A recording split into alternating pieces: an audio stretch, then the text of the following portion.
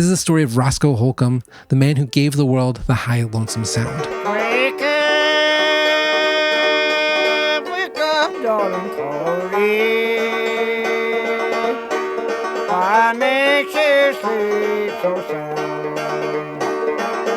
Now that highway robber coming, they're raiding through your town.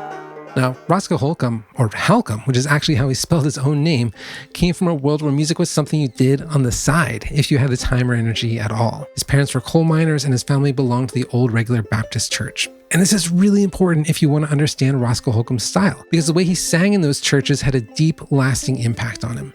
You can hear it in every note he ever recorded. They practiced what were called lined-out hymns, and if you've never heard that term before, here's what it means. It's a call and response style of singing that goes back centuries. One person, the leader or pastor, sings a line first slowly. He draws it out, almost chanting it. Then the entire congregation repeats it back, turning it into this raw, droning chorus. It feels ancient. There's no instruments, nothing polished, just human voices rising and falling in communal worship.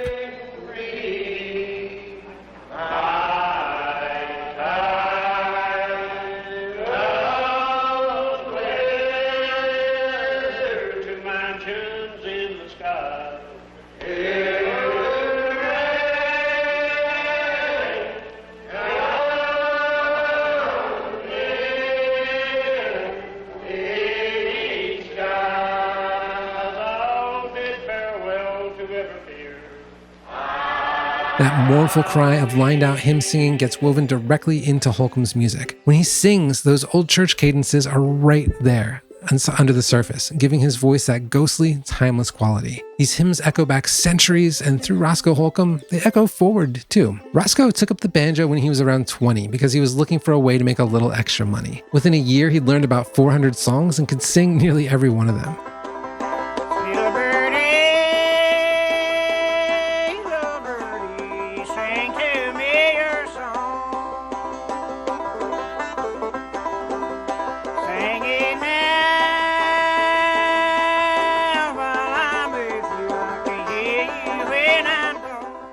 But even after all that, he never viewed himself as a real musician. "I never did feel that I was a musician," he said. "Bill Monroe would chew me out every time I'd get with him because I wouldn't quit work." That tells you everything you need to know about Roscoe Holcomb. He spent most of his life working, building roads, mining coal, cutting lumber. The music was a passion and a talent, but it wasn't a career goal. It was something he did when he felt lonesome.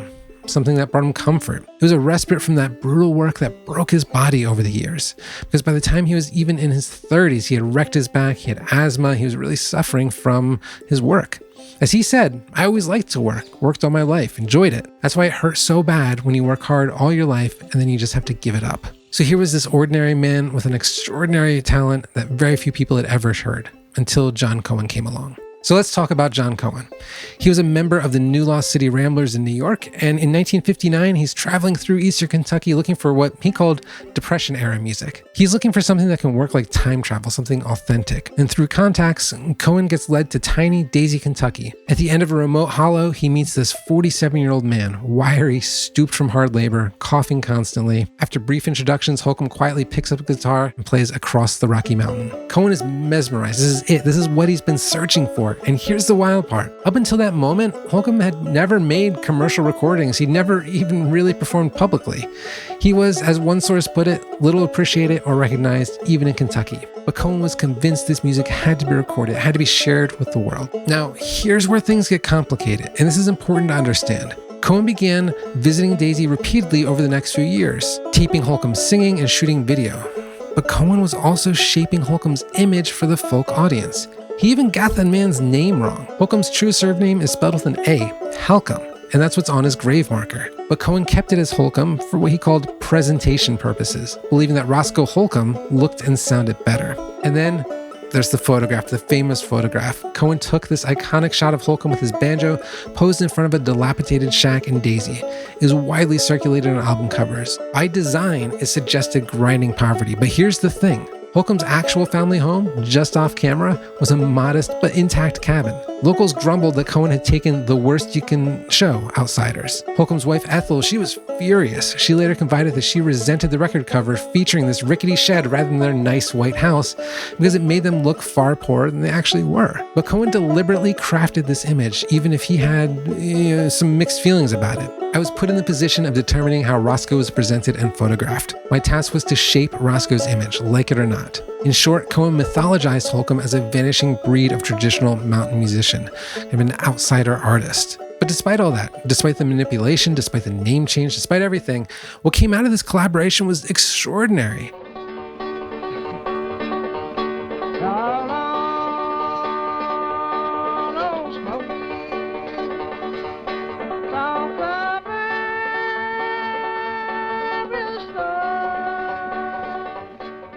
In 1961, Cohen arranged Holcomb's first recording sessions. His music appeared on Mountain Music of Kentucky for Folkway Records, then on the music of Roscoe Holcomb and Wade Ward, and finally his first solo LP, The High Lonesome Sound, in 1964. That phrase, the high lonesome sound, that was Cohen's invention, his poetic description of Holcomb's music, and it stuck. I think it's beautiful. In February 1961, Cohen convinced Holcomb to travel to New York City for the first time. He performed at the inaugural Friends of Old Time Music concert in Greenwich Village. Ticket price, $1.50. Audience were, as one account put it, keenly, hungrily receptive. That same month, Cohen took him to the first University of Chicago Folk Festival.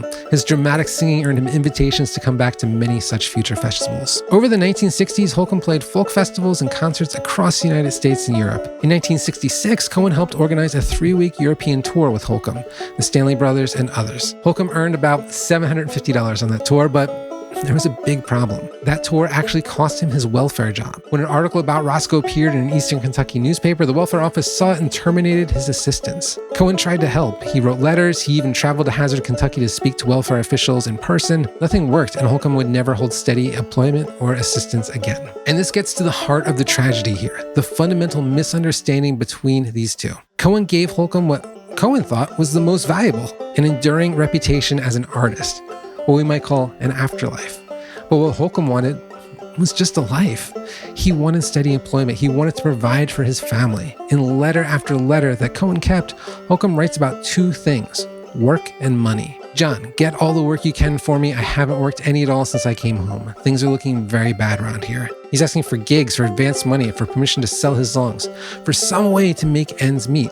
And Cohen really couldn't grasp that someone who could play and sing with such haunting intensity wouldn't want to be known for his talent. That Holcomb would in fact trade it away in a heartbeat for a steady job with steady pay. Cohen had rejected that kind of conventional life. He was an artist. He believed wholeheartedly in the possibility of hitting the road, of transcending your own time and place. But Holcomb's body was broken. He had chronic asthma, a severely injured back. In 1964, he told Cohen, "I love to work whenever I'm able. I thought I was getting better, but I wasn't. That's what's got me worried. Man just as soon have his brain shot out as to be in that condition. It's a rough life." In 1978, Holcomb took the bus to New York City alone to perform at the Brooklyn Academy of Music. During a final Old Regular Baptist hymn, he suffered a severe coughing fit and he had to leave the stage. The audience was confused. They didn't clap, and it was his last public performance. Roscoe Holcomb died in Kentucky on February 1st, 1981 of respiratory failure after years of asthma and emphysema. He was 68.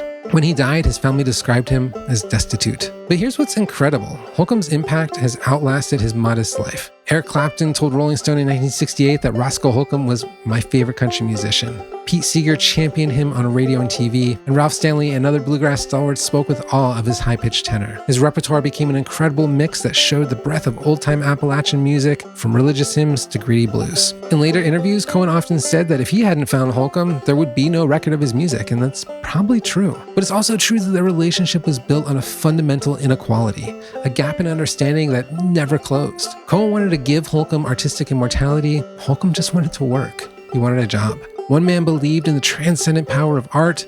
The other man just wanted to feed his family.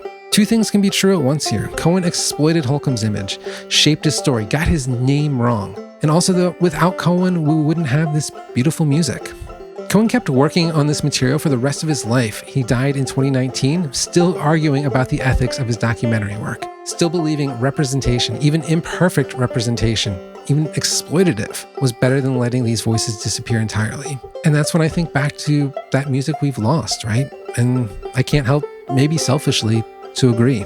Because here's what I keep coming back to. Roscoe Holcomb once told John Cohen, I love to play when someone comes around. I love to go to church too. I always try to please everybody. He wasn't trying to be a legendary player. He was just trying to survive, trying to please people, trying to make a little money so he could keep his family afloat. But what he left behind, that voice, that banjo, that sound, that's something that transcends the complicated, messy, unequal relationship that produced it. And nearly 45 years after his death, we're still moved by that high lonesome sound.